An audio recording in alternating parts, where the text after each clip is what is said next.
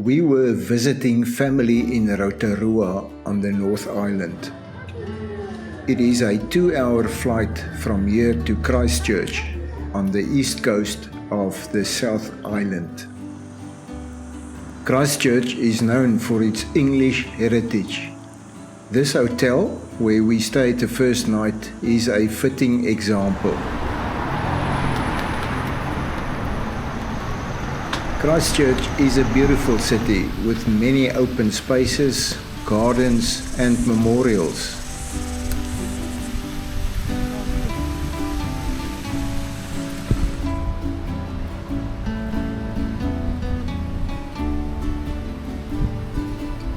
The Christchurch Tram is a nice way to explore the city for first-time visitors.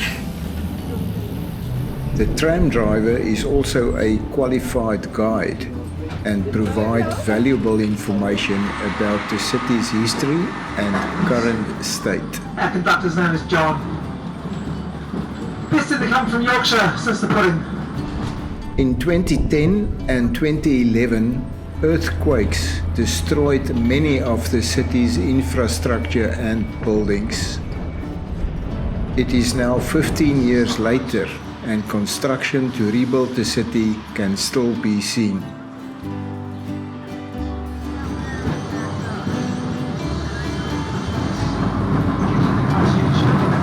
The Christchurch Botanic Gardens sprawl over an area of 21 hectares. The gardens lie adjacent to the Avon River. Gondoliers take you on a cruise around the gardens.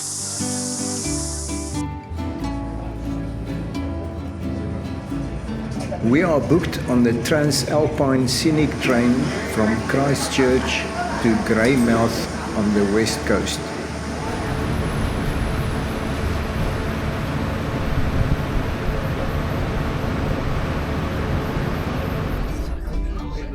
The train departs on time, and soon we are out in the country area of the South Island.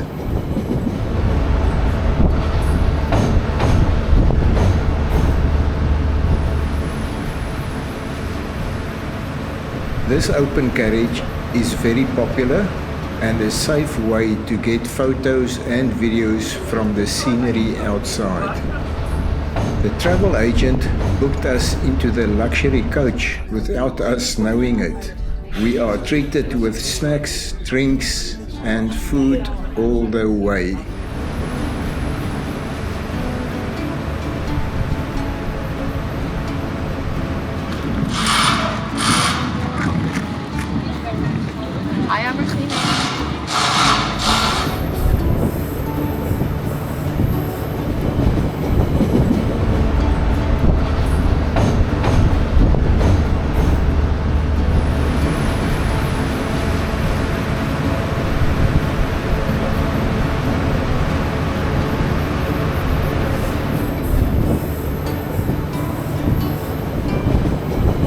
The Tranz Alphine Scenic train journey is the perfect way to explore coast to coast through the Great Divide and the indomitable spine of mountains that partitions New Zealand's South Island.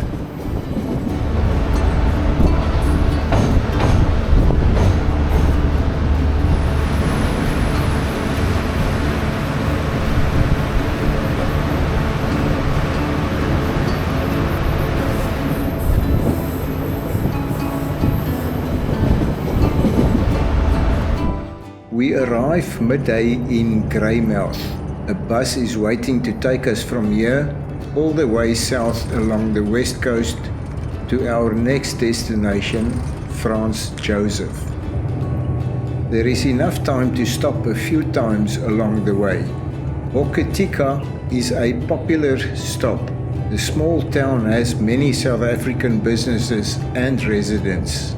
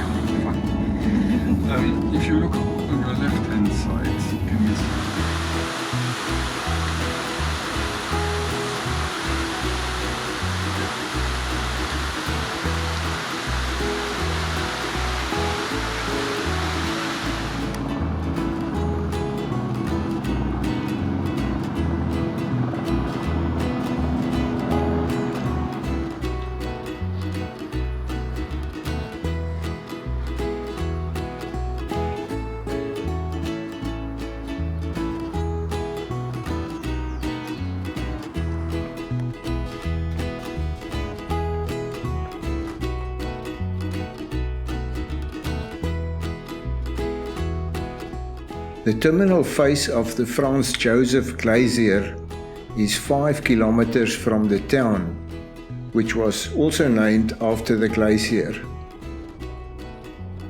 The glacier's visibility and accessibility make it a major tourist attraction, and the reason many people visit this small town.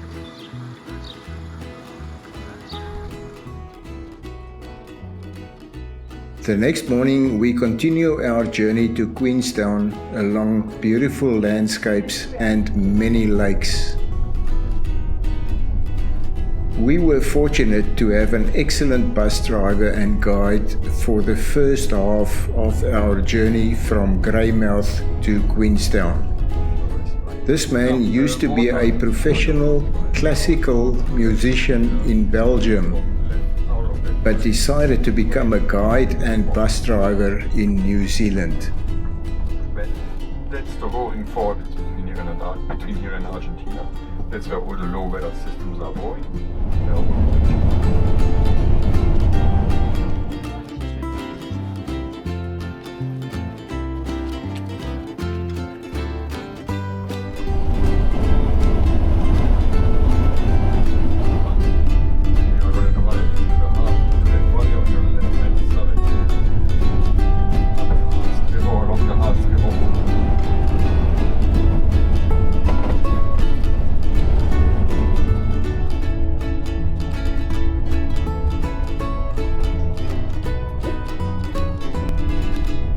The bus drivers or guides swapped halfway between Franz Josef and Queenstown. I am a bit more nervous with our new driver.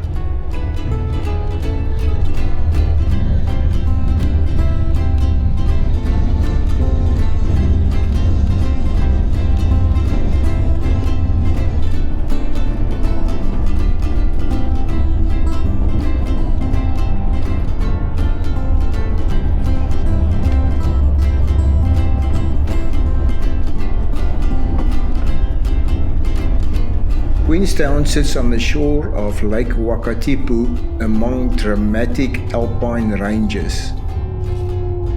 Queenstown is the holiday mecca not only of the South Island, but arguably of New Zealand.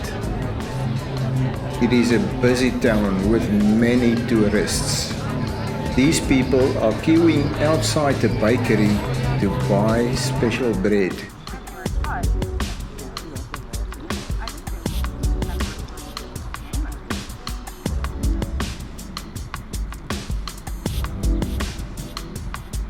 Queenstown is now dubbed the adventure capital of the world, a little resort town tucked vibrantly away between the breathtaking shores of Lake Wakatipu and the heavenly peaks of the Southern Alps, also known as the Remarkables.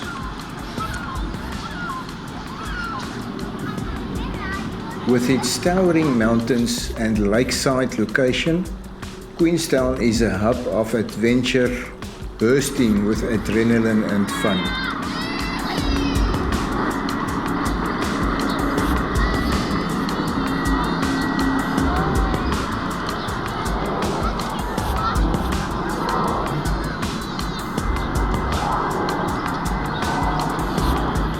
We explore Queenstown's botanical gardens, which contains a variety of exotic and native trees and plants, as well as a large pond and a range of facilities.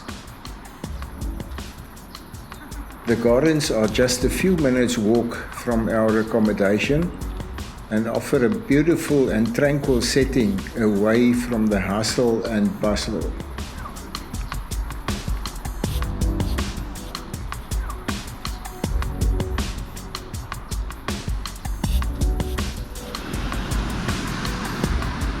Queenstown skyline carries cyclists to the top of the mountain.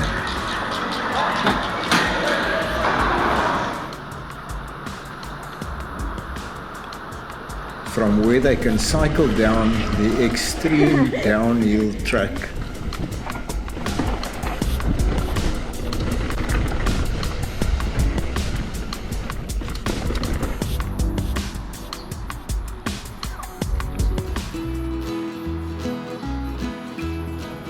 The waterfront is the most popular place in Queenstown with lots of activities.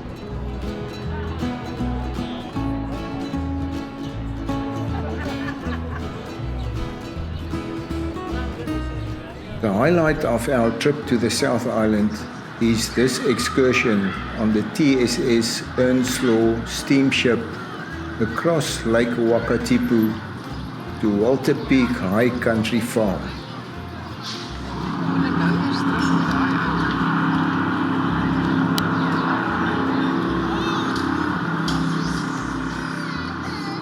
It's the oldest commercial passenger carrying steamship in the Southern Hemisphere.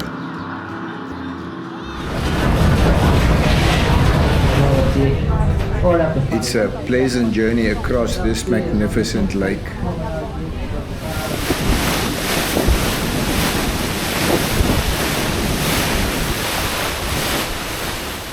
The onboard bar is busy and everyone is in high spirits.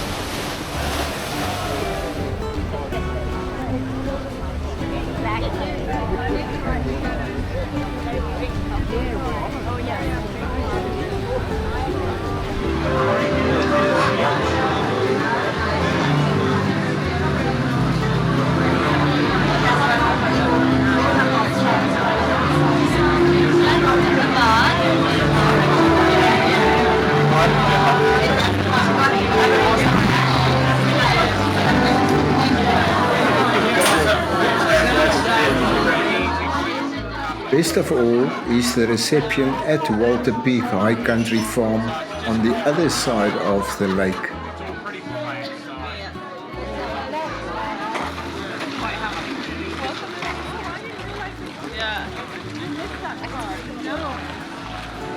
The buffet dinner is excellent. Best food I had in New Zealand. I had so much to eat that there was no time to capture it all on camera. Part of the farm visit includes an entertaining demonstration of sheep shearing and adorable sheep dogs. Himself now, no hands required. Alright, so we'll keep him in a similar position to this, take the rest of that wool off, let him go inside and relax.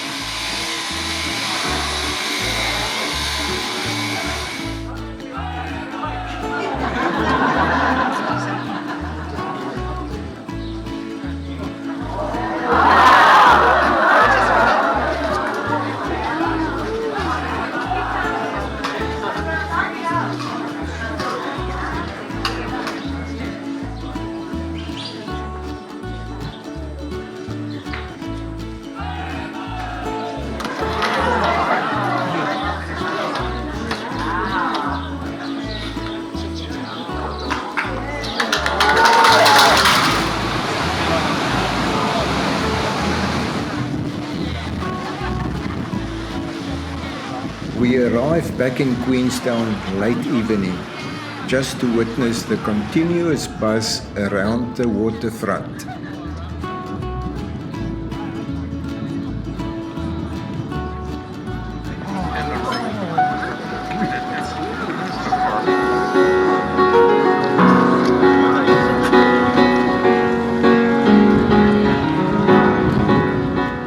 Tourists are encouraged to visit Milford Sound, a must-see experience when visiting New Zealand.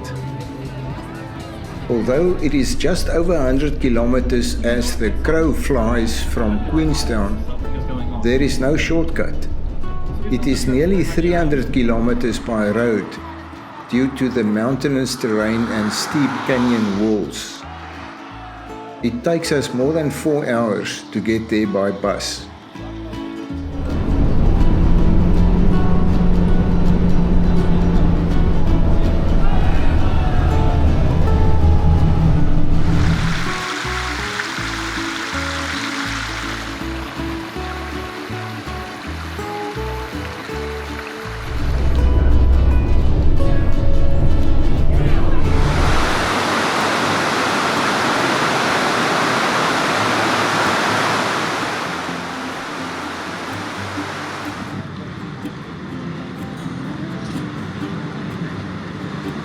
Milford Sound is actually a fjord, a long, narrow, deep sea inlet with steep sides, typically formed when a glacier carves a U-shaped valley and then retreats, allowing the sea to flood the valley. The 16-kilometer length from the head of the fjord to the open sea is lined with sheer rock faces that soar up to 1,200 meters high from the water. He put lots of maps, charts and information out which caused sealers and whalers to flood New Zealand. The fjord is hundreds of meters deep. The combination of darkened freshwater and seawater gives it a dark appearance. During rainfalls in the area, the water drains from the lush forests that surround Milford Sound and washes a tannin which stains the water the color of strong tea. There are approximately 6 meters of fresh water that sit on top of the ocean water, which blocks out the light, making it uniquely ideal for deep sea life to thrive even in shallow waters.